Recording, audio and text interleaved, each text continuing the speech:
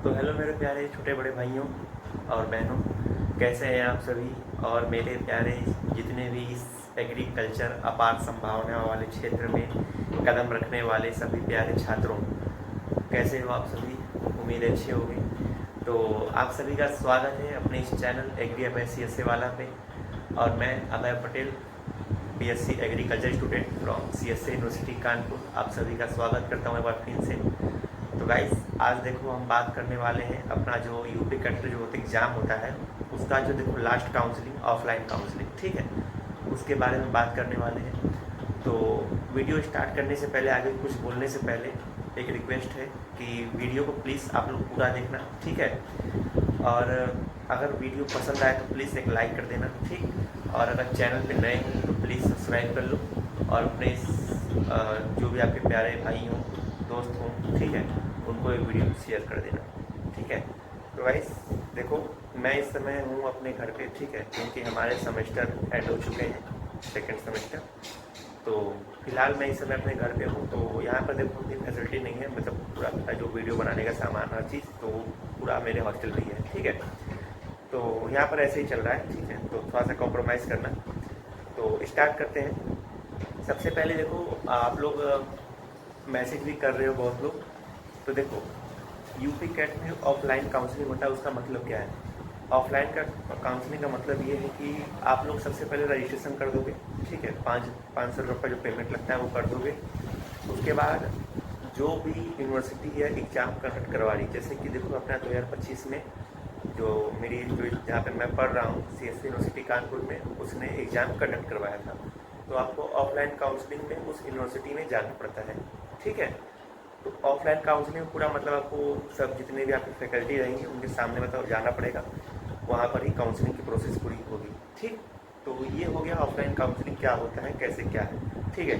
तो पूरा प्रोसेस आपको यूनिवर्सिटी में जाके करना पड़ेगा और एक ही दिन में हो जाएगा, इसमें ज़्यादा दिन का समय लगता है, एक ही दिन में पूरा काम हो जाएगा। तो बात करते हैं ऑफलाइन काउंसलिंग में कौन कौन सी सीटें रहती हैं। देखो, ऑफलाइन काउंसलिंग में आपकी पेड सीट भी रहेगी, NRI सीट भी रहेगी और फ्री सीट जो नॉर्मल सीट होती है, ठीक है। जो देखो अपनी जो फ्री सीट होती है वो तो आप लोग जान ही रहे हो कि क्या होता है। पेड सीट में देखो जो एग्रीकल्चर में होता है तो उसमें आपको पर ईयर 50,000 रुपये एक्स्ट्रा पेमेंट करना पड़ता है, ठीक है, जो आपकी सेमेस्टर फीस लगती है उसके अलावा। और बाकी देखो जो आपकी NRI सीट होती है, NRI का मतलब क्या होता है, जैसे कि आपके मतलब पेरेंट्स कोई भी फॉरेन में हो, ठीक है, विदेश में हो, तो उसके हिसाब से आपको सीट एक NRI की मिल जाती है, ठीक, लेकिन उसका फीस ज़्यादा होता है। तो देखो आज का जो मेन टॉपिक है कि आपको ऑफलाइन काउंसलिंग क्यों करना चाहिए, मतलब कि जिनको सीट नहीं मिला है या फिर मिल गया है, ठीक है, उनको कोई और यूनिवर्सिटी में जाना है, अपडेशन थ्रू नहीं मिल पाया तो, ठीक है। देखो ऑफलाइन काउंसलिंग इसलिए इम्पॉर्टेंट हो जाती है, सबसे पहले जो जिनको सीट नहीं मिली है, ठीक है, थोड़ी सी रैंक ज़्यादा है। तो देखो क्या होता है ना, ऑफलाइन काउंसलिंग में सबसे बड़ा बेनिफिट ये है कि देखो जिनको सीट नहीं मिली है और जिनको सीट मिल चुकी है, तो बहुत से बच्चे ऐसे होते हैं, बायोलॉजी के स्टूडेंट होते हैं, ठीक है, और कुछ और भी अदर स्टूडेंट होते हैं, मैथ वाले भी लोग हैं। तो उन लोग का जैसे उन लोग एग्ज़ाम दिया होता है भाई नीट का, JEE का, तो कहीं ना कहीं उनको कॉलेज बाद में मिल जाता है, ठीक है, तो वो लोग छोड़ के सीट चल जाते हैं, ठीक, लास्ट काउंसलिंग तक। एक तो ये ऑप्शन रहता है। और बाकी देखो दूसरा ऑप्शन ये रहता है कि लास्ट काउंसलिंग में जब आप पार्टिसिपेट करोगे तो वहाँ सीट बची रहती हैं, ठीक है। तो लास्ट काउंसलिंग में जब ज़्यादा रैंक भी रहता है तो अगर बच्चे नहीं पहुँचते हैं अगर पूरे, तो उनको भी सीट दे देते हैं उस हिसाब से। और रह गई बात, देखो सीट जितनी बची रहती है उसके हिसाब से ज़्यादातर पेड और NRI सीट उसमें भरी जाती है, ठीक है।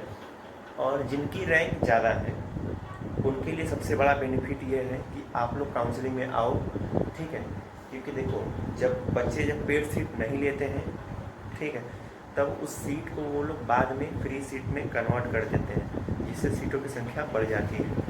तो फिर आपको चांस रहता है कि यूनिवर्सिटी मिल जाएगी, ठीक है, या फिर कोई उसका कैंपस मिल जाते हैं उसके आगे, ठीक है, कि देखो बहुत सी सीटें बची रहती हैं जो कि मैंने बता दिया अभी, ठीक। तो प्लीज़ जिनका भी रैंक ज़्यादा है, ठीक है, वो इस काउंसलिंग में ज़रूर पार्टिसिपेट करना।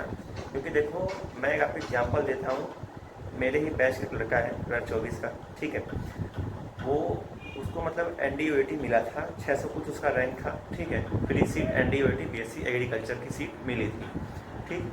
तो उसने वहाँ पर क्लास भी करी, ठीक है, कुछ दिनों तक जितने भी क्लास चली हों। उसके बाद उसने ऑफलाइन काउंसलिंग में, ठीक है, ऑफलाइन काउंसलिंग में पार्टिसिपेट किया और उसने अपना सीट ट्रांसफ़र करवा लिया CSC यूनिवर्सिटी में, ठीक है, मेन कैंपस में। तो इसका देखो ऑफलाइन काउंसलिंग का एक बेनिफिट ये रहता है कि सपोज करो आपको सीट कहीं मिल गई है और आपको सीट कहीं और चाहिए, तो जब आप ऑफलाइन काउंसलिंग में आओगे वहाँ पे जब अनाउंस करेंगे कि यहाँ पे इतनी सीट बची हैं, इस यूनिवर्सिटी में इतनी सीट बची हैं, ठीक है, तो आप जाओगे जब वहाँ पे काउंसलिंग में, तो वो आपको बताएंगे और आप उनसे पूछो कि मेरी इतनी रैंक है, ये है, ठीक है, तो यहाँ पे सीट है, मिल जाएगी मुझे सीट कि नहीं, ठीक। अगर वो कहेंगे मिल जाएगी तो तुरंत पूरा डॉक्यूमेंट उनके पास रखो, तुरंत पेमेंट करो और सीट ले लो, ठीक है। ये बेनिफिट है।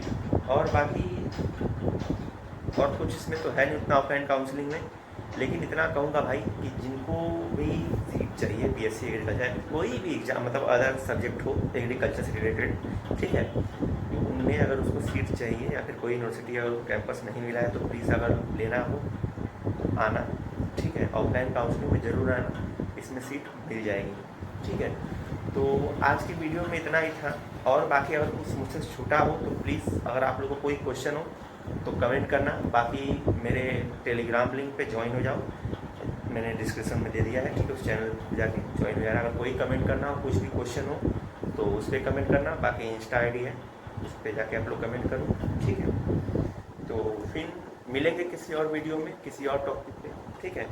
तब तक के लिए चलते हैं, क्योंकि यार देखो मैं इस समय अपने घर पे हूँ तो यहाँ ज़्यादा कुछ फैसिलिटी है नहीं, ठीक है, तो थोड़ी समस्याएं हैं, पर कोई नहीं, आप लोग को समय से जो भी नोटिफिकेशन रहेगा वो मिलता रहेगा, ठीक है। तो इसी के साथ चलते हैं, ठीक। तो सभी को जय श्री राम, हर हर महादेव। फिर मिलेंगे। एक बार प्लीज़ जो लोग भी चैनल पर नए हो तो लाइक कर देना, ठीक है, और इस वीडियो को शेयर कर देना, और प्लीज़ सब्सक्राइब कर लो चैनल को, ठीक है, आप लोग के लिए बहुत आगे काम देगा, ठीक। तो चलते हैं, फिर मिलेंगे, ठीक। जय हिंद।